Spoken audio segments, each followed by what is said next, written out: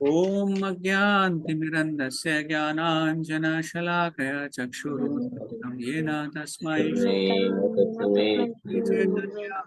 श्रीचैतन्यमनोभीष्टं स्थापितं येन भूतले स्वयं रूपा तदामह्यं ददाति स्वपदान्तिकं वन्देऽहं श्रीगुरु श्रीयुतपद्कं श्रीगुरून् वैष्णवांश्च रूपं श्रीरूपं साग्रजातां सगनु रघुनाथान्वितं तं सजीवं साद्वैतं सावधूतं कृष्ण चैतन्य देवम श्री राधा कृष्ण पादां सगण ललिता श्री विशाखान्वितांश्च नमो ओम विष्णुपादाय कृष्ण पृष्ठाय भूतले श्रीमते भक्तिवेदान्त भक्ति वेदांत स्वामिने स्वामी नामिने नमस्ते सारस्वती सारस्वते देवे गौरवाणी प्रचारिणे निर्विशेष निर्विशेष शून्यवादी पाश्चात्य पाश्चात्य देशतारिणे महावदनी धन्याय कृष्ण प्रेम पदायते कृष्णाय कृष्णाय कृष्ण कृष्ण चैतन्य चैतन्य नामने गौर गौरकृष्ण नमः हे हे कृष्णा कृष्णा करुणा सिंधु सिंधो दीनबंधु बंधो जगतपते जगत्पते गोपेश गोपेश्वर गोपिकांत राधाकांत नमस्ते नमस्ते तप्त तप्त कांचन कांचन राधे वृंदावनेश्वरी रामनेश्वरी भानु विश्वानुसुते देवी प्रणमामि हरिप्रिय वाञ्छा कल्पतरुभ्यः वाञ्छाकल्पतरुभ्यश्च कृतानां पावनेभ्यो कृपासिन्धुभ्यैव च पतितानां पावनेभ्यो वैष्णवेभ्यो नमो नमः आनंद श्री अद्वैत गदाधर राधा श्रीवासादि श्रीवाचार्य गौरभक्तवृंदा हरे हरे कृष्णा कृष्णा हरे कृष्णा हरे कृष्णा कृष्ण कृष्णा हरे हरे हरे हरे राम हरे राम राम राम हरे राम हरे हरे हम करोतु वाचालं गुणलं गायते गिरिमुत्कृपातं वन्दे श्रीगुरु दीनतारिणम्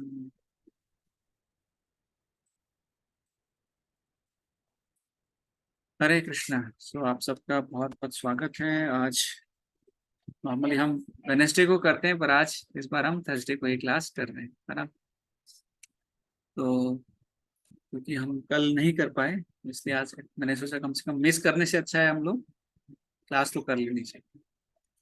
ठीक है, तो हम लोग अभी श्रीमद् भागवतम के 7वें स्कंद से पढ़ रहे हैं और हमारा पहला जो चैप्टर है वो हमने बहुत सक्सेसफुली कंप्लीट कर लिया है ना। अभी हम आज से सेकंड चैप्टर शुरू करने जा रहे हैं। मैं यहाँ स्क्रीन पे शेयर करूंगा। तो पहले चैप्टर में जैसे हमने देखा था कि बहुत सारी चीजें हमें सीखने को मिली थी। जो भगवान है वो पहले चैप्टर का नाम ही है समदर्शी भगवान, है ना। भगवान सबके लिए बराबर है, किसी के लिए किसी को ज्यादा सपोर्ट नहीं करते, किसी को कम सपोर्ट नहीं करते। लेकिन जो भी भगवान के पास जाता है उसको भगवान पूरा सपोर्ट करते हैं, जो भगवान के पास नहीं जाता है उसको भगवान बिल्कुल सपोर्ट नहीं करते, है ना। तो जो अच्छा कार्य करेगा, जैसे गवर्नमेंट है, गवर्नमेंट क्या करती है, जो सिटीजन बहुत अच्छे से टैक्स भरता है या फिर अच्छे से सारे रूल्स मानता है ना, और सब कुछ अच्छे से फॉलो करता है, तो उसको कभी जेल में नहीं डालती। लेकिन जो गलत कार्य करते हैं उनको जेल में डाल देती है। तो इसका मतलब ये नहीं है कि गवर्नमेंट जो है वो बुरी है या अच्छी है, या किसी को सपोर्ट करती है, किसी के साथ में है और किसी के अगेंस्ट में है, ऐसा बिल्कुल नहीं है। तो वो हमने स्टोरी देखी। उसके बाद युधिष्ठिर महाराज सवाल पूछते हैं, है ना, भगवान के समदर्शी होने के ऊपर। फिर जो नारद मुनि है वो एक कहानी बताते हैं, जो चार कुमार की कहानी में वो बताते हैं कि उसने तीन वो जन्म लिए उन्होंने, और कैसे कैसे जन्म लिए, और एक जन्म में तो हिरणाक्ष और हिरण्यकशिपु ऐसे हुए। तो बाद में जब ये स्टोरी थोड़ा बताते हैं तो जो युधिष्ठिर महाराज हैं वो बहुत ज्यादा ना जानना चाहते हैं कि देखिए ये एक पिताजी अपने बेटे को कैसे मार सकता है, उसका इतना बड़ा शत्रु कैसे हो सकता है ना, क्योंकि वो सबसे बड़ा संरक्षक है, तो वो कैसे शत्रु हो सकता है। तो इसके लिए अभी वो सवाल पूछने लगते हैं और ये सेकंड चैप्टर यहाँ से शुरू होता है।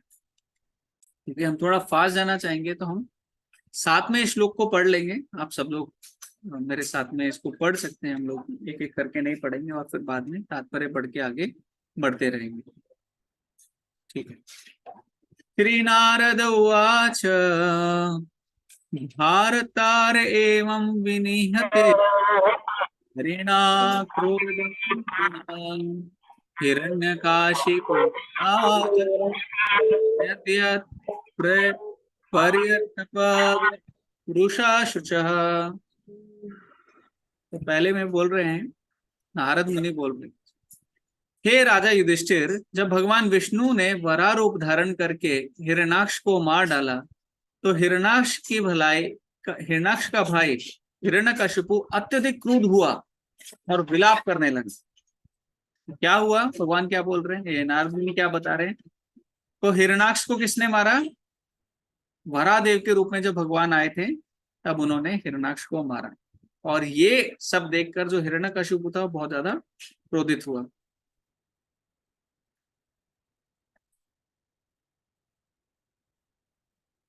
और क्या क्या कह रहा है देखो, आह चेदम रुषा पूर्ण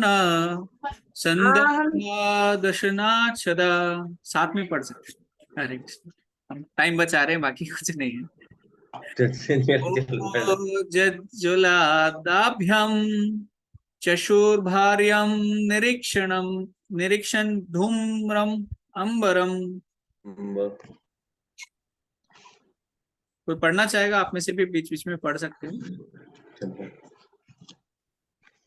क्रोध से भरकर तथा अपने होठ काटते हुए हिरण्यकशिपु ने क्रोध से जलती हुई आंखों से आकाश को देखा तो वह संपूर्ण आकाश धूमिल हो गया। इस प्रकार वह बोलने लगा। देखिए यहाँ पे गुस्सा बता रहे हैं, है ना। गुस्सा भी नॉर्मल गुस्सा नहीं आया, कैसे एकदम क्रोध से भरकर, जैसे एकदम बहुत ज्यादा व्यक्ति जब गुस्सा हो जाता है, और होठ काटते हुए, और आंखें कैसी थी, एकदम जलती हुई। जैसे अगर आप मूवीज में देखते हैं ना, वो ऐसा बनाने की कोशिश करते हैं, तो जो मूवी वूवी सब इन सब के आगे फेल है। तो यहाँ पे बता रहे हैं कितना आकाश को देख रहा है और सारा आकाश में धुआं हो गया इतने गुस्से से। और वो बोला, तो यहाँ पे प्रभुपाद लिख रहे हैं कि असुर सदैव सदैव की भांति भगवान के प्रति ईर्ष्या करते हैं। जो असुर हैं वो भगवान से ईर्ष्या करते हैं। और हिरण्यकशिपु ने भगवान विष्णु को मारने तथा उनके धाम वैकुंठ लोक को विध्वंस करने का विचार किया तो ये उसके शरीर के उद्वेग थे। उनके शरीर में क्या क्या चेंजेस आने लगे गुस्से से, जब वो भगवान को मारने की कोशिश कर रहे हैं। अब यहाँ पे जो उनके साथ में क्या क्या है उनके पास में, वो यहाँ पे अभी बताएंगे।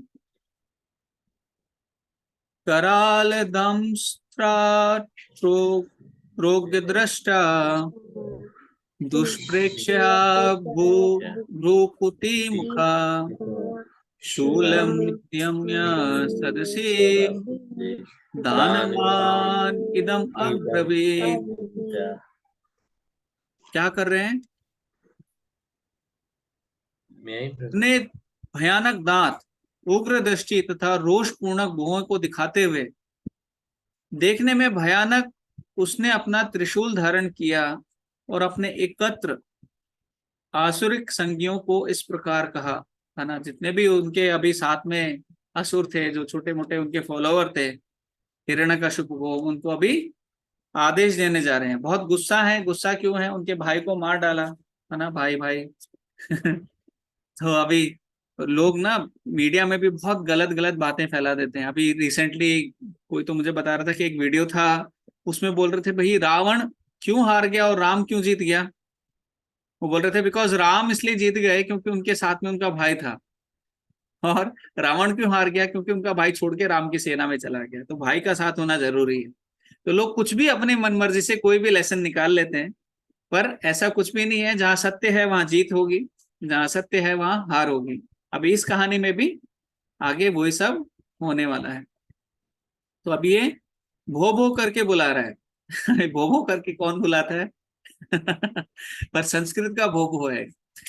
ठीक है, क्या बोल रहा है, भो भो दानवादैत्य द्विमूर्धंस त्रकश संबर शत्रु बाहो हयग्रीवा नमुचे पाक इल बला विप्रचिते मम वचः कुलो मन शकुनादय शृणुतानान्तरं सर्वे क्रियतामशुमाचिरम।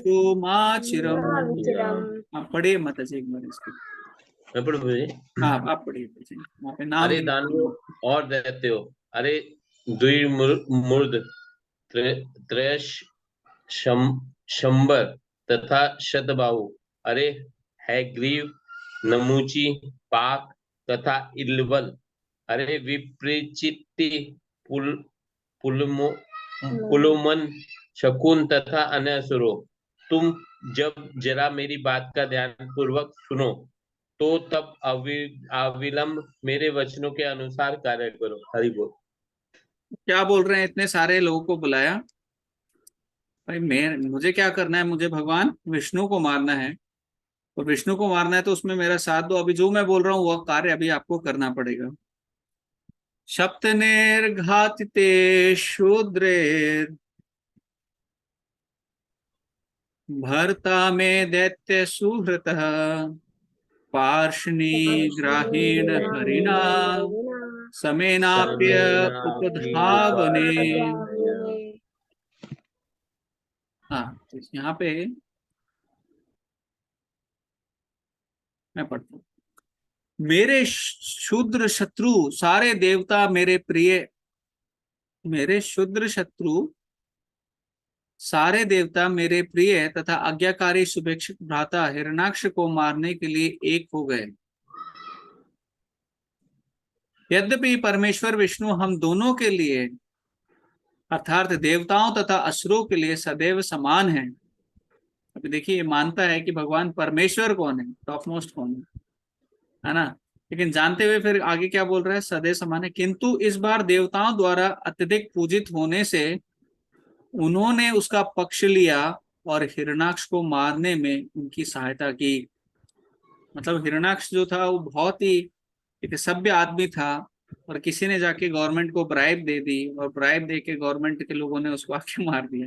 नहीं, ऐसा नहीं है। अभी जो कार्य भी किया है हिरणाक्ष ने, वो उसको उसकी सजा दी है ना। यहाँ पे प्रभुपाद कुछ कुछ अच्छी चीजें बताते हैं। जैसे भगवत गीता 9.29 में कहा गया है, समोहम सर्वभूतेषु, भगवान समस्त जीवों के प्रति समदर्शी हैं।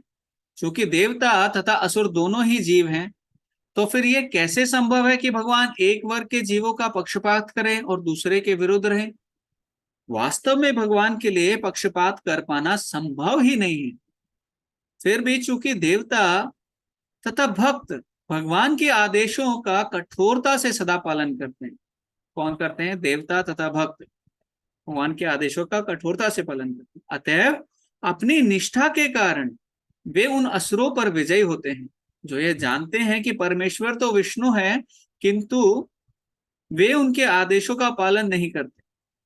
भगवान विष्णु का निरंतर स्मरण करते रहने के कारण असुरगण सामान्यतया मृत्यु के बाद सायुज्य मुक्ति प्राप्त करते हैं। देखो, भगवान का स्मरण भी अगर कोई करता है, कैसे भी करता है, तो कम से कम सायुज्य मुक्ति बोल रहे प्रभुपाद, उतनी तो मिलती है। हिरण्यकशिपु भगवान के पक्षपात करने का लांछन लगा रहा है, बोल रहा है भगवान पक्षपात करते हैं, क्योंकि देवता उनकी पूजा करते थे। लेकिन वस्तुतः सरकार की तरह ही भगवान तनिक भी पक्षपात नहीं करते। सरकार किसी एक नागरिक का पक्षपात नहीं करती, किंतु यदि नागरिक नियमों का पालन करने वाला है तो वह शांति पूर्वक रहने तथा अपने असली स्वार्थों की पूर्ति करने के लिए राज्य से प्रचुर अवसर प्राप्त करता है ना। असुर तथा देवतागण दोनों ही भगवान को परम स्वामी मानते हैं, किंतु देवता तो अपने स्वामी की आज्ञा का पालन करते हैं, जबकि असुर उनको ललकारते हैं। इस तरह देवता तथा असुर एक पति की दो पत्नियां की भांति हैं। प्रत्येक पत्नी दूसरी पत्नी की पत्नी है। अतः यह यहाँ पर संपत्ने शब्द का व्यवहार है। संपत्ने, हाँ, सबसे पहला ही वर्ड है संपत्ने शब्द का। ठीक है, तो यहाँ पे प्रभुपाद और ये श्लोक हमें बहुत अच्छी चीज बता रहा है। मैं चाहूंगा कि आप सब लोग ना, मैं एक छोटा सा डिस्कशन करूंगा, उसमें आप सब लोग थोड़ा कंट्रीब्यूट करें अपने साइड से। अभी यहाँ पे भगवान पे फिर से लांछन लगाया जा रहा है कि भगवान क्या है? पक्षपात कर रहे हैं। आप इस नेचर में भी बाहर भी जाएंगे ना, कुछ भी देखेंगे पूरे नेचर में, तो कोई भी चीज है ना पक्षपात करती हुई नहीं दिखेगी। कोई भी चीज का मतलब क्या है, जैसे अगर आप नेचर में जाओगे, आप देखोगे कि चिड़िया चहका रही हैं, गा रही हैं, कोयल गा रही है, बहुत सुरीली आवाज में गा रही है। तो वो किसी को प्रसन्न करने के लिए नहीं गा रही है, किसी को, अरे वो स्वार्थ निस्वार्थ होकर गा रही है, सेल्फलेस होकर कोयल गाती है ना, नेचर का पार्ट है। और बहुत सारी अलग अलग बर्ड हैं। अब सूरज उगता है, सूरज इसलिए नहीं उगता क्योंकि आपको ऑफिस जाना है ना, टाइम हो गया है। सूरज निष्पक्ष होके, है ना, जैसे अगर कोई असुर भी है तो उसके लिए भी सूरज उग रहा है, कोई अच्छा व्यक्ति है, बुरा व्यक्ति है, कैसा भी व्यक्ति है, सबके लिए सूरज उग रहा है। नदी बह रही है, नदी नहीं बोलती है आप भैया मेरे पानी में सिर्फ हिंदू ही नहाएंगे, या फिर जो हरे कृष्ण चैंट कर रहे हैं वो ही नहाएंगे, मुस्लिम नहीं नहाएंगे, है ना। नदी कभी नहीं बोलती। पक्षपात कौन कर रहा है? बाकी हम सब कर रहे हैं। नदी बोलती है जिसको आना है नहाओ, इस शीतलता में गंगा में जाओगे, कोई भी हो, है ना, सब लोग अपने पाप धो के ही आएंगे। और क्या करेंगे? गंगा मैली करके आएंगे। तो गंगा भी बोल रही है, नदी भी बोल रही है, इतने झरने हो रहे हैं, इतना अच्छा सीनरी है। तो कुछ भी नेचर में क्या है, सब कुछ सेल्फलेस है, सब कुछ निष्पक्ष होकर कार्य कर रहे हैं, है ना। जैसे कोई फ्रूट्स उगते हैं, इतने सारे, अभी मैंगो का सीजन था, और भी अभी फ्रूट्स के सीजन आ रहे हैं। तो जो पेड़ है वो ही नहीं बोलता कि नहीं, मैं सिर्फ इस व्यक्ति के लिए ही फल उगा रहा हूँ, है ना, जो मालिक है उसको ही दूंगा, या जो जो चोरी करके जा रहा है उसको ये मैंगो खट्टा लगेगा, है ना। सबके लिए निष्पक्ष होके पूर्ण रूप से हर एक व्यक्ति उस चीज को उतने ही स्वाद से खा सकता है। चाहे कोई बहुत बड़ा हत्यारा हो, चाहे कोई बहुत बड़ा कैदी हो, जुर्म किया हो, या कोई बहुत अच्छा सिटीजन हो, या कोई कोई भी व्यक्ति ऐसा हो, तो सबको सेम टेस्ट आएगा, है ना, कोई अलग टेस्ट नहीं आएगा। जैसे अभी फूल है, फूल की खुशबू है, अगर आपके अंदर नाक का सेंस है, सूंघने का सेंस है, तो कोई भी सूंघेगा तो सबको अच्छा लगेगा ही, है ना, सबको फूल पसंद आएंगे, उसका कलर, उसका, तो हर एक चीज जो है वो क्या कर रही है, सेल्फलेस कार्य कर रही है। अब मैं चाहता हूँ आप लोग कुछ एक उदाहरण दीजिए, ऐसे नेचर में आप लोग और क्या देख रहे हो जो एकदम सेल्फलेसली काम कर रही है, वो कुछ पक्षपात नहीं हो रहा है वहां पे, कि नहीं, जैसे हम लोग जो हैं, जो जो मनुष्य हैं, वो बहुत सारी चीजों में पक्षपात करते हैं, है ना। तो नेचर क्या है, किसी भी चीज में पक्षपात नहीं करते। उसके आपको कुछ उदाहरण देने हैं, स्पेशली जिन्होंने बिल्कुल वीडियो ऑन नहीं किया है वो भी, जैसे संजय प्रभु हैं, शर्मिला माता जी हैं, हरे कृष्णा। प्रियंका माता जी। हाँ। प्रभु जी, एक्चुअली ऐसा है कि जब बारिश होती है ना, वो सेल्फलेस होती है। हम्म। ऐसे बादल ये सोच के नहीं बरसते कि मैं पर्टिकुलर एक इंसान के लिए ही बरसूंगा। हम्म। ठीक है, तो बारिश सभी के लिए बराबर होती है। राइट। और भी हरे ठीक है, कृष्णा प्रभु बहुत जी। सुंदर एग्जाम्पल था ये। हाँ, यस प्रभु जी, बोलिए। प्रभु जी, हवा जो होती है, हवा भी हम मतलब बिना किसी उसके बहती है, पक्षपात के बिना बहती है, हर जगह से होके बहती है। यस, जो सुंदर हवा है, देखिए पुणे में तो बहुत अच्छी हवा चल रही है, बाकी जगह पता नहीं। तो वो इतना, जो ठंडी हवा चल रही है शाम को, तो वो कुछ पक्षपात नहीं कर रही है, वही नहीं बोल रही कि जो अच्छे लोग हैं सिर्फ उसको ही मैं हवा लगूंगी, या फिर जिसने चैंटिंग किया है उसको ही मैं ठंडी लगूंगी, बाकी को गर्म लगूंगी, है ना। तो वो क्या है, वो भी बिल्कुल नेचर में कुछ पक्षपात हो ही नहीं रहा है। यस विकास प्रभु। हरे कृष्ण प्रभु जी। हाँ संजय प्रभु जी, आप बोलिए। Yes। प्रभु जी, सूर्य जो है वो अपनी रोशनी किसी भी बिना भेदभाव के सबको एक समान रूप से प्रकाशित करता है। हाँ, सूर्य जो है वो उगता, उसका टाइम, उसका हर एक चीज, है ना, वो जितनी भी गंदगी पड़ी है सबको साफ कर देता है, और कुछ पक्षपात नहीं कर रहा, है ना। इंडिया में ज्यादा आएगा, वैसे तो वेस्टर्न कंट्रीज में कम आता है पर वो वो तो कोई प्रकृति का प्रभु पक्षपात जी, नहीं वो है। तो नेचर के हिसाब से है, बाकी वो हाँ। अपनी प्रकृति को तो बात नहीं करते। तो आपने सही कहा कि देखिए, जो जो सूर्य है, सूर्यदेव है, वो अपना कार्य कर रहे हैं, और कोई भी व्यक्ति हो सबके लिए समान है, सर्दियों में भी, गर्मियों में भी। गर्मियों में सब दूर भागते हैं, पर अपना कार्य कर रहे हैं। यस प्रभु जी, विकास प्रभु। प्रभु जी, यस। दीक्षा। प्रभु जी, जैसे कि पेड़ की छाया है, वो ऐसे नहीं करता कि मैं इसको ही पेड़ की छाया दूंगा, मैं मतलब मैं इसको ही अपने नीचे बैठाऊंगा, मैं इसको ही छाया दूंगा। हरे कृष्ण, जो शीतलता है ना, वो कितना अच्छा है। जो पेड़ की शीतलता है, कोई भी व्यक्ति वहां से गुजर रहा है, इतनी धूप में से जा रहा है, जैसे मैं सूरज सबको बराबर रोशनी देके गर्मी लग रही है सबको, लेकिन पेड़ की छाया के नीचे कोई भी व्यक्ति जो भी बैठेगा उसको छाया मिलेगी, राइट। और कोई, सुशांत प्रभु आपने कुछ नहीं बताया,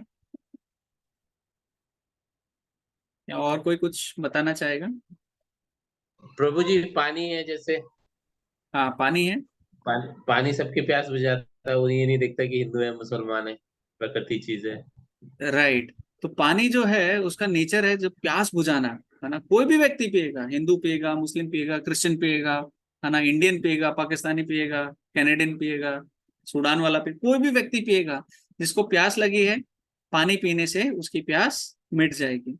तो कोई पक्षपात नहीं है, कोई नेचर में हम ऐसा देख नहीं रहे कि भाई नेचर हमें हमारे साथ कुछ ऐसा कर रही है।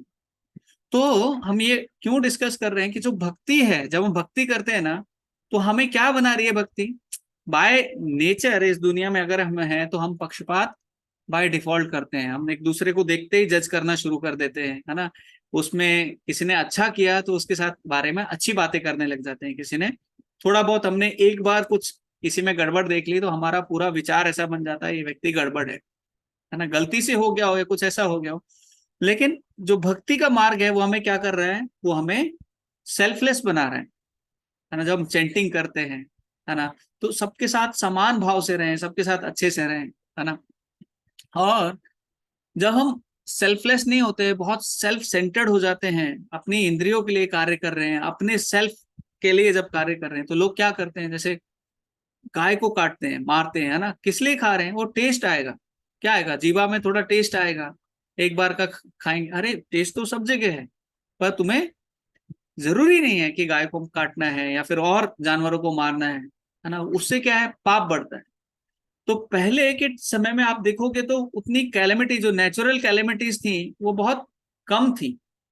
अब ये नेचुरल कैलेमिटीज भी बढ़ती जा रही हैं। आप बोलोगे नेचर पक्षपात कर रहा है, अरे नेचर पक्षपात नहीं कर रहा है। ये जो कंबाइंड कर्मा हो जाता है, एक अपना कर्म होता है कि मेरे कर्मों के हिसाब से मुझे रिएक्शन आ रहा है, एक कंबाइंड कर्मा भी होता है, उसके हिसाब से उधर रिएक्शन आता है, नेचुरल कैलेमिटीज आती हैं। तो हम देख रहे हैं कि ठीक है, सेल्फलेस नहीं है तो जीवन अच्छा नहीं है, सेल्फलेस नहीं, सेल्फलेस है तो हमारा जीवन बहुत अच्छा होता है, हमारे रिलेशनशिप बढ़ते हैं, हमारा मेंटल हेल्थ है वो बढ़ता है ना। ज्यादा किसी को टेंशन नहीं देते हैं, किसी के बारे में सोचते नहीं है, तो वो अच्छा हो जाता है। हमें सब लोग, सबका पॉजिटिव इम्पैक्ट होता है सोसाइटी का। देखो कितना अच्छा सोसाइटी है, सब लोग बहुत अच्छे से रह रहे हैं। जैसे अगर थोड़ा बहुत, प्रभुपाद भी यही चाहते थे कि सब लोग सेल्फलेस होकर सेवा करें, भक्ति करें, है ना। और प्रसन्नता, जो संतुष्टि, ये सब चीजें भी सेल्फलेस होने से ही जीवन में बढ़ती हैं। और क्या क्या अचीव कर सकते हैं? बहुत सारी चीजें हम लोग अचीव कर सकते हैं। तो हमें सोचना चाहिए कि दिन में मैं कितना सेल्फलेस हो रहा हूँ, है ना।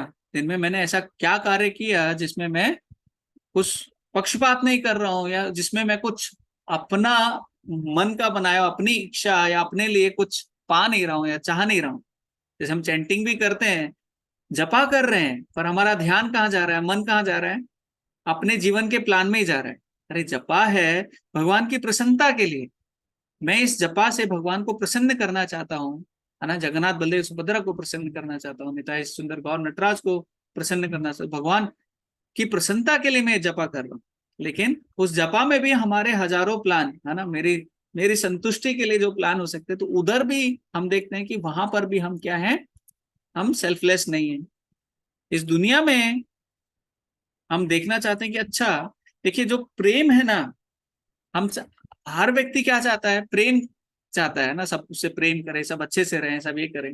तो प्रेम का एक बहुत बेसिक फाउंडेशन है, वो क्या है, सेल्फलेस होना, है ना। जब हम सेल्फलेस होते हैं तब जाके हम किसी को प्रेम कर सकते हैं। जैसे इस दुनिया में उदाहरण दिया जाता है एक माँ अपने बच्चे से बहुत प्रेम करती है, बेटा हो बेटी बहुत प्रेम करती है ना। वो सबसे क्लोज इस दुनिया का उदाहरण दिया जाता है कि जहाँ पे प्रेम है ना। तो वो प्रेम क्यों है? क्योंकि वहां पे माँ जो है वो सेल्फलेस है। अगर खुद को खाने को नहीं मिलेगा तो भी बच्चे को खिला के वो खुश है, खुद भूखे रह के उसको ज्यादा संतुष्टि है। देखिए अगर खाने में ही संतुष्टि होती और एक दो ही रोटी होती तो माँ पहले पूरा खा लेती, बच्चे को भूखा रहती है और खुद संतुष्ट रहती। पर माँ कभी ऐसा नहीं करती। माँ क्या करती है, नहीं, बच्चे को हम जितना अच्छा फैसिलिटी दे सकते हैं, जितना अच्छा हम खिला सकते हैं, उतना ज्यादा वो करती है और लास्ट में जो है खुद खाती है ना, बचता है जो भी कुछ होता है। तो माँ का उदाहरण जो क्या है वो भी सेल्फलेस है। तो जो सेल्फलेस है, जो लव, जो प्रेम है, उसका एक फाउंडेशन है, वो क्या है, वो सेल्फलेस, मतलब हिंदी में क्या बोलेंगे, तो सेल्फलेस होना ये हमारा एक फाउंडेशन है। तो जब हम भक्ति करते हैं, चैंटिंग करते हैं, तब हमें निस्वार्थ क्या प्रभु करना जी, चाहिए? यस प्रभु जी। निस्वार्थ। निस्वार्थ, यस। तो निस्वार्थ भाव से, है ना, अनकंडीशनल, अनमोटिवेटेड, और इस भाव से हमें चैंटिंग करना चाहिए। तो जब हम इस भाव से करेंगे, चलो ठीक है, बाकी टाइम में मैं ऑफिस जा रहा हूँ तो मेरे अंदर भाव है कि मैं पैसा कमाऊंगा, बाकी कुछ और काम कर रहा हूँ, कहीं और जा रहा हूँ, लोगों से मिल रहा हूँ, तो कुछ एक भाव है कि भाई किसी काम के लिए मैं जा रहा हूँ। काम मतलब कुछ इच्छा है ना, कुछ पाना है, कुछ देना है, कुछ करना है। तो लेकिन जब मैं चैंटिंग कर रहा हूँ, भगवान के साथ में चैंटिंग कर रहा हूँ, अपना जपा कर रहा हूँ सुबह, तो उस समय में तो कम से कम मेरा ये भाव होना चाहिए कि मैं कितना सेल्फलेस होके, निस्वार्थ होके, सिर्फ भगवान की प्रसन्नता के लिए मैं ये जप करूं। उससे क्या होगा? उससे भगवान प्रसन्न होंगे, है ना। भगवान भी क्या चाहते हैं? भगवान भी कुछ बहुत बड़ी चीजें नहीं चाहते, है ना। भगवत गीता में कौन सा श्लोक है वो, भगवान क्या बोलते हैं? मुझे सोने की थाली में बहुत सारे लड्डू और एकदम ये सब लाके परोसो। नहीं, ऐसा कोई श्लोक है ही नहीं। भगवान बोलते हैं पत्रम पुष्पम फलम तोयम। अरे मुझे पत्ता लाके दो, मुझे फूल लाके दो, है ना, मुझे फल लाके दो, पत्रम पुष्पम फलम तोयम, मुझे पानी लाके दो, है ना। लेकिन कैसे दो? यो में भक्त्या प्रयच्छति, भक्ति के साथ दो। तो भक्ति एलिमेंट है ना, वो भगवान को संतुष्ट करती है। और भक्ति में क्या है? प्रेम। और प्रेम का फाउंडेशन क्या है? निस्वार्थ भाव, है ना। तो निस्वार्थ जब होंगे तब जाके हम भगवान को प्रसन्न कर पाएंगे। तो अभी आ, ये जो सेक्शन है इसमें हम जो पढ़ रहे हैं, इसमें अभी हिरण्यकशिपु क्या बोल रहे हैं? अरे भगवान तो निस्वार्थ नहीं है, पक्षपात करते हैं। हमने इतने सारे उदाहरण देखे। इस सृष्टि में इतनी सारी चीजें हो रही हैं, इस सृष्टि में क्या क्या नहीं हो रहा है ना। सारे जानवर, सारे जो पेड़ पौधे, झरने, सूरज, इतने सारे उदाहरण देके सब लोग निस्वार्थ भाव से अपना कार्य कर रहे हैं। जो स्वार्थ भाव से सब कुछ खराब करने वाला कौन है? वो मनुष्य ही है हाँ, जो अपना स्वार्थ लेके सब कुछ करने। देखो चिड़िया, प्रभुपाद एक बहुत सुंदर उदाहरण देते हैं इस उपनिषद में। वो बोलते हैं कि जो जो एक बहुत बड़ी बोरी भी अगर रास्ते पे पड़ी होती है ना, अनाज की, खुल के, तो चिड़िया क्या करेगी? चिड़िया आएगी, जितना उसको चाहिए उतना चोंच में भरेगी, खुद खाएगी, चोंच में भरेगी और चली जाएगी। लेकिन वही बोरी रास्ते में पड़ी हो और एक आदमी आएगा, वो क्या करेगा? वो पूरी बोरी लेके चला जाएगा। तो वहां पे हम देख सकते हैं, तो प्रभुपाद बहुत सुंदर वहां पे उदाहरण देते हैं और हमें बताते हैं कि कैसे निस्वार्थ जो मनुष्य है वो बाय डिफॉल्ट वो निस्वार्थ नहीं है। तो जब हिरण्यकशिपु बोल रहे हैं कि भगवान जो है वो पक्षपात करते हैं, अरे भगवान की बनाई हुई ये नेचर का जो डिजाइन है उसमें ही पक्षपात नहीं। आप देख रहे हो क्या, जानवर जो बंदर है उसको कुछ खाने को नहीं चाहिए, चिड़िया को नहीं चाहिए, या फिर कुछ और इन चीजों को कुछ, हाँ, सब लोग अपना जीवन निर्वाह कर रहे हैं। पर पक्षपात कहाँ पे आ गया? जहाँ पे मनुष्य जो है बीच में आ जाता है ना, तब जाके वो सारी चेन को खराब कर देता है। एक बार एक व्यक्ति, एक मेरा फ्रेंड था, बचपन में बहुत छोटे थे हम लोग, तो मैं वेजिटेरियन था, मैं उसको पूछता था कि अरे तुम लोग चिकन क्यों खाते हो, ये नहीं खाना चाहिए। उसने मेरे को बहुत बैठाया और बहुत एक अच्छा आंसर दिया, उसके हिसाब से अच्छा वो बोला देखो हम नहीं खाएंगे ना, तो एक चिकन है वो और अंडे देगी और हो जाएंगी और हो जाएंगी, और एक दिन ऐसा आएगा कि घर से बाहर निकलेंगे तो पूरे रास्ते में हर जगह चिकन ही चिकन होगी। मैं बोला अरे नहीं भैया, मुझे पता नहीं था मास प्रोडक्शन होता है, मेरे को लगा शायद सही बोल रहे हैं। लेकिन हमें पता है कि वो जो साइकिल भगवान ने बनाई है ना, जो हम स्कूल में भी पढ़ते हैं, जो लाइफ साइकिल है वो कैसे चलती है, सब एक दूसरे पे निर्वाह करते हैं, तो हम भी निर्वाह करते हैं, कार्य करते हैं। तो जो पेड़ हैं हमें निस्वार्थ होकर सब कुछ खाने पीने के लिए दे रहे हैं, सब कुछ हो रहा है। तो जब इस नेचर में ही कुछ पक्षपात नहीं है, तो नेचर को बनाने वाला जो भगवान है, अरे वो कैसे पक्षपात कर सकता है? ये सवाल नहीं आता, ये क्वेश्चन नहीं आता। बोले नहीं, भगवान जो है वो पक्षपात करते हैं। क्यों करते हैं? क्योंकि वो असुरों को मारना चाहते हैं और देवताओं का साथ देना चाहते हैं। तो ठीक है, हमने ये पढ़ा। किसी को कुछ सवाल है? हमने काफी लंबा डिस्कशन कर लिया, ना प्लान नहीं किया था।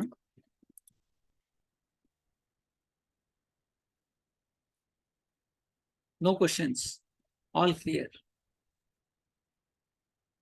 ठीक है, तो जल्दी जल्दी जैसे हम पढ़ रहे हैं आगे पढ़ते हैं। यस प्रभु। हरि बोल। प्रभु ये जो भव करके जो श्लोक था उसमें बहुत सारे नाम लिए थे प्रभु जी, हाँ, तो कौन थे प्रभु जी? वो कौन है, क्या है? मैंने तो प्रोनाउंसिएशन मतलब आपने जब ये ड्रामा किया था ना नरसिम्हदेव वाला, यस यस उसमें नरसिंह यस जो हिरण्यकशिपु के साथ में और असुर रहते हैं छोटे मोटे, या फिर एनवीसीसी गए होंगे अच्छा वहां पे, पीछे मूरल आर्ट्स में देखे होंगे, जो यस यस नरसिम्हदेव है हिरण्यकशिपु को ऐसे मार रहे हैं और बहुत सारे ऐसे छोटे मोटे पड़े हुए हैं। तो ये बाकी के वो सारे लोग हैं जो असुरों के साथ में, तो उनको बुला रहे हैं और बोल रहे हैं देखो मेरा साथ दो, और हमको विष्णु को मारना है, मेरी प्लानिंग में आप भी ज्वाइन हो जाओ। Okay sure, thank you. तो सब लोग डरते ही थे, तो वैसे भी अब जो कहेगा वो करना पड़ेगा। ठीक है, क्वेश्चन नंबर, श्लोक नंबर 7-8।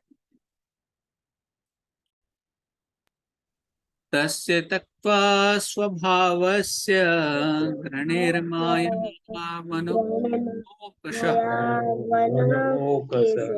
भजमानस्य भजन्तं बालसेना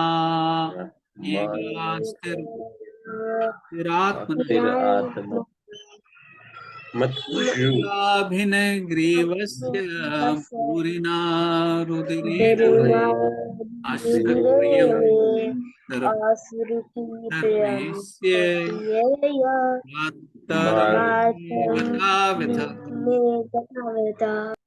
यथाविथ। ठीक है, कोई पढ़ना चाहेगा इसका ट्रांसलेशन? मैं प्रभु जी। Yes please. पूर्ण पुरुषोत्तम भगवान ने असुरों तथा देवताओं के प्रति समानता की अपनी सहज प्रवृत्ति त्याग दी है। यद्यपि वह परम पुरुष है, किंतु अब माया के वशीभूत होकर उन्होंने अपने भक्तों अर्थात देवताओं को प्रसन्न करने हेतु वराह का रूप धारण किया है। जिस प्रकार एक बेचैन बालक किसी की ओर उन्मुख हो जाता है, अतएव मैं अपने त्रिशूल से भगवान श्री विष्णु के सिर को उनके धड़ से अलग कर दूंगा और उनके शरीर से निकले प्रचुर रक्त से अपने भाई हिरण्याक्ष को प्रसन्न करूंगा, जो रक्त को चूसने का शौकीन था। इस प्रकार मैं भी शांत हो सकूंगा। हरि बोल।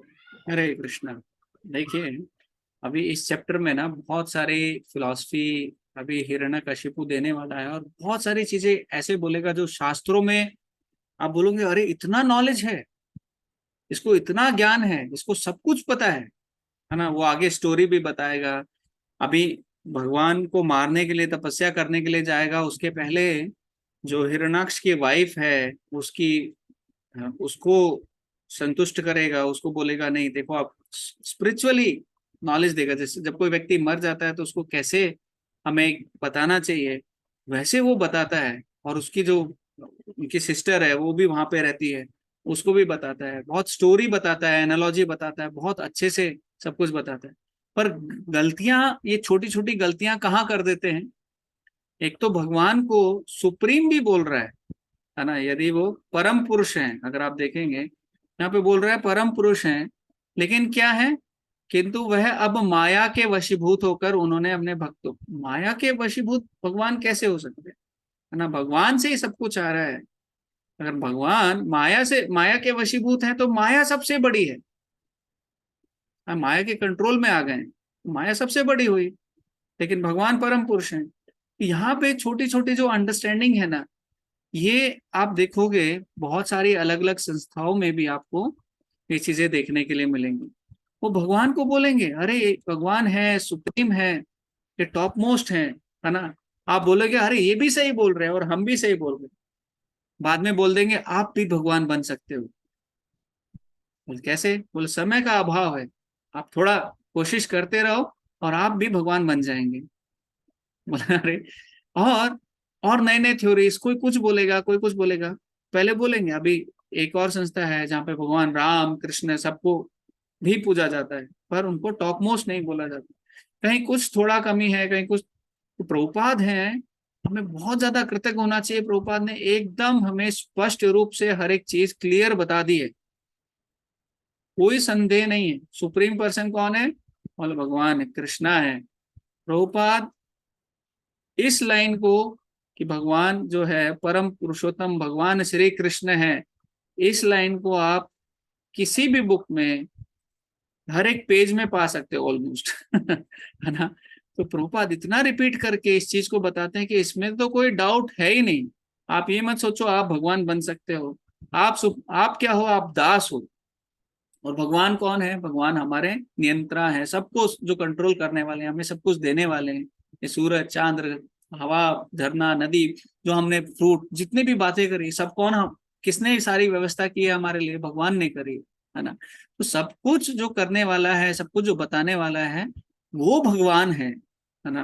तो ये समझना चाहिए कि देखिए हम भगवान नहीं बन सकते, भगवान कृष्णा है, हम भगवान के दास हैं, हमें भगवान के सेवा में ही निस्वार्थ भाव से प्रेममयी सेवा में ही आनंद आता है।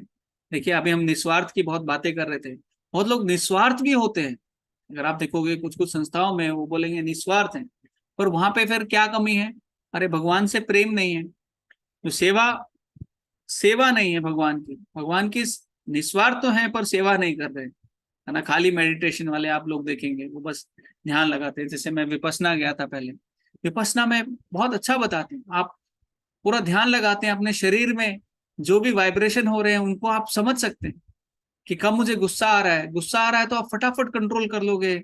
आपको और भी बहुत सारी चीजें बाहरी रूप से आप देखोगे, आप बहुत कंट्रोल्ड व्यक्ति बन जाओगे, आपका माइंड बहुत एक्टिव हो जाएगा, बहुत सारी चीजें हो जाएंगी, लेकिन वहां पे भक्ति नहीं, आनंद नहीं, आपको डील करना पड़ेगा इस दुनिया से। कृष्ण नहीं है तो कोई संतुष्टि नहीं है, कोई जीवन की सार्थकता नहीं, कृष्ण है तो सब कुछ है। ये बात हमें पूरा विश्वास यहाँ पे हमारा हो जाना चाहिए कि देखिए कृष्ण है तो ही हम हैं, हम कुछ कर सकते हैं, कोई आनंद है इस जीवन में, भक्ति है, भक्तों का संग है ना, प्रभुपाद की किताबें, तभी कुछ आनंद है, तभी कुछ हम समझ सकते हैं, तभी कुछ आगे कर सकते हैं, नहीं तो नहीं कर सकते। इसका मतलब ये नहीं है बाकी सब जगह से आंखें बंद कर लो, एकदम अंधभक्त बन जाओ, नहीं, हर एक चीज का सवाल भी हमें पूछना है, क्वेश्चन भी हमें करने हैं, और साथ में तो समझते हुए हमें आगे भक्ति में बढ़ना है। और इस श्लोक में देखिए एक और चीज मैं आपको बताता हूँ यहाँ पे, क्या बता रहे हैं, अतः वे अपने त्रिशूल से भगवान विष्णु के सिर को धड़ से अलग कर दूंगा, ऐसा वो बोल रहे हैं है ना। अब जो सुप्रीम है, परम पुरुष है, उसके साथ में ऐसा संभव ही नहीं, पर ये लोग गलत जगह पे पंगा लेते हैं जहाँ संभव ही नहीं। और क्या बोल रहे हैं, प्रचुर जो रक्त निकलेगा, जो हिरणाक्ष था है ना, वो रक्त निकालेंगे, क्योंकि उनका भाई जो था वो रक्त पीता था, रस चूसने का शौकीन था उसको। अभी आप बोलेंगे इस कथा के पहले हमने कथा सुनी थी जय विजय की, और ये कौन है, अरे ये जय और विजय तो हैं। तो जय विजय रक्त चूसते हैं, अरे जय विजय ये कार्य करते हैं, अरे जय विजय भगवान से लड़ते हैं, वो कैसे भक्त हुए, नहीं, वो लीला में भगवान के लिए कुछ भी करने के लिए तैयार रहते हैं। इससे हमें क्या सीख मिलती है कि भैया जो एक्सटर्नल है किसी भी भक्त का, जो बाहरी रूप से वो आपको मिल जाएगा कहीं घूमता हुआ कुछ करता हुआ, उससे जज नहीं करना है कि वो अच्छा भक्त है कि बुरा भक्त है, नया भक्त है कि। एक हमारे भक्त थे, अभी अमेरिका में है, अभी भी ब्रह्मचारी हैं, बहुत दृढ़ता से प्रचार करते हैं। वो मुझे बता रहे थे कि वो ब्रह्मचारी ड्रेस में, एक बार ब्रह्मचारी ड्रेस नहीं थी शायद उनकी तरफ, वो ऐसे ना प्रचार करने के लिए उनके दोस्त इधर जाते थे, बार बार में जाते थे, वो वहां भी चले जाते थे उनके साथ बात करने के लिए, कि बोला हाँ ये लोग यहाँ पे मिलेंगे और यहाँ पे बात करेंगे और यहाँ पे मैं उनको कृष्ण बताऊंगी। तो जरूरी नहीं है हम एक्सटर्नल देख के, अभी कोई बाहर से देखेगा अरे ये बाहर जाता है, ये तो भक्त नहीं है, इसको मंदिर से निकाल दो, इसको कुछ कर दो, अरे अंदर का भाव कुछ और है। तो भक्त को क्या है, हमें एक्सटर्नल देखकर, बाहरी रूप से देखकर बिल्कुल जज नहीं करना चाहिए। ठीक है, प्रभुपाद भी बहुत कुछ अच्छा यहाँ पे बता रहे हैं। तो आप लोग का हमेशा ये होमवर्क रहता है कि आप तात्पर्य अच्छे से पढ़ते होंगे, मैं ये एज्यूम कर रहा हूँ, इसलिए हम थोड़ा फास्ट फास्ट भी जा रहे हैं। फास्ट जाने के चक्कर में हम लोग बहुत ज्यादा चीजें इसमें नहीं पढ़ रहे हैं। ठीक है, तो इसमें थोड़ा सा हम लोग ये पढ़ेंगे और उसके बाद में स्टॉप करेंगे। कुछ क्वेश्चन है तो आप लोग के तो वो ले लेंगे। हिरण्यकशिपु ने सोचा कि विष्णु भी एक चंचल बालक की भांति पक्षपात करते हैं, उनको बच्चों की तरह मान रहे थे, है ना। बच्चे बदल जाते हैं छोटी छोटी बातों में। असुर सोचते हैं कि विष्णु को मारा जा सकता है। देखिए ये जो मेंटेलिटी है ना, मारा जा सकता है। देखिए हम लोग भी क्या है, अगर हम भगवान से अलग होके एंजॉय करने की कोशिश कर रहे हैं, जो सबसे बड़ा एंजॉयर है वो है भगवान कृष्ण, है ना, और हम उनकी जगह उनको हटाकर खुद एंजॉय करना चाहते हैं, तो हम क्या कर रहे हैं, हम भी कृष्ण बनना चाहते हैं। तो हम भी क्या कर रहे हैं, भगवान को एक साइड एक तरह से हटा रहे हैं और हम भगवान बन रहे हैं। अतः उन्हें मारने के विचार में लीन होने के कारण उन्हें विष्णु के प्रतिकूल सोचने का अवसर तो प्राप्त होता है ना। हमेशा भगवान के बारे में प्रतिकूल भाव से सोचते रहते हैं।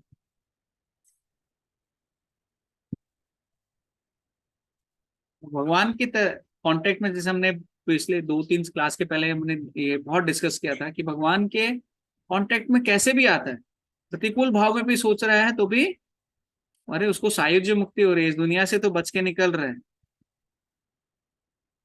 ठीक है, तो हम यहाँ पे स्टॉप करते हैं। किसी का कोई सवाल है तो हम ले सकते हैं, नहीं तो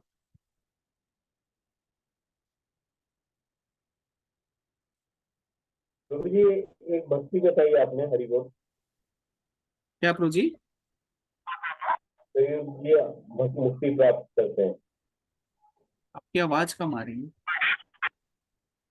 प्रभु जी ये संयुज्या मुक्ति क्या होता है? अभी आपने एक शब्द। हाँ, सायुज्य मुक्ति ना, बहुत सारी देखो 5 तरह की मुक्ति होती है। सायुज्य, सामीप्य, सालोक्य, सृष्टि, है ना। तो अलग वैसे 5 तरह की मुक्ति होती है। सायुज्य मुक्ति क्या होती है, जो भगवान की बॉडी में मर्ज हो जाना, जो ब्रह्मन में लीन हो जाते हैं या भगवान के शरीर में लीन हो जाते हैं, लीन होना चाहते हैं, वो सायुज्य मुक्ति होती है।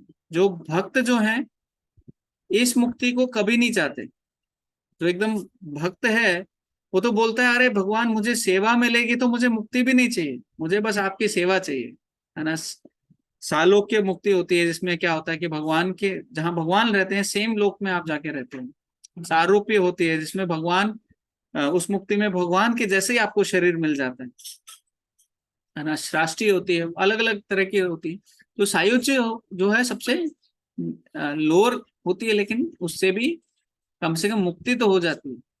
जब आदमी बहुत परेशान होता है और बोलता है भगवान उठा ले रे तो ऊपर वाले अभी उठा ले तो ज्यादा से ज्यादा उसको क्या होगा, प्रेम नहीं है, पर यहाँ से फ्रीडम चाहिए तो उसको आप कह सकते हो हाँ भाई सायुज्य हो गया अभी वो पर सायुज्य के लिए भी बहुत कुछ लगता है। जैसे यहाँ पे बोल रहे हैं कि भगवान के बारे में विचार कर रहे हैं, भले ही विपरीत भाव से कर रहे हैं, पर वो विचार करना तो पड़ेगा। भगवान का नाम जो है शुद्ध करता है ना। भगवान के बारे में विचार करेंगे तो वो शुद्ध करता है, वो शुद्धिकरण तो चाहिए।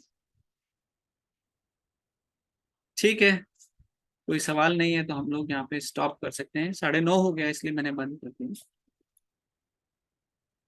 Thank you very much. Hare Krishna, प्रणाम।